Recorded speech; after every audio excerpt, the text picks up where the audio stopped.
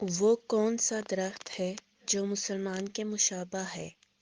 صحیح بخاری شریف میں حضرت عبداللہ بن عمر رضی اللہ عنہ سے منقول ہے کہ ہم ان حضور صلی اللہ علیہ وآلہ وسلم کے پاس بیٹھے ہوئے تھے۔ آپ صلی اللہ علیہ وآلہ وسلم نے فرمایا، مجھے بتلاؤ وہ کون سا درخت ہے جو مسلمان کے مشابہ ہے، جس کے پتے جھڑتے نہیں، نہ جاڑوں میں نہ گرمیوں میں، جو اپنا پھل ہر موسم میں لاتا رہتا ہے۔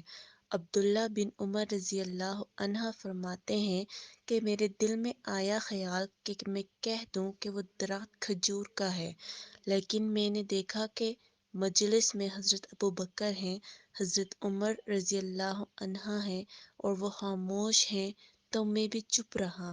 ان حضرت صلی اللہ علیہ وآلہ وسلم نے ارشاد فرمایا کہ وہ کھجور کا درخت ہے۔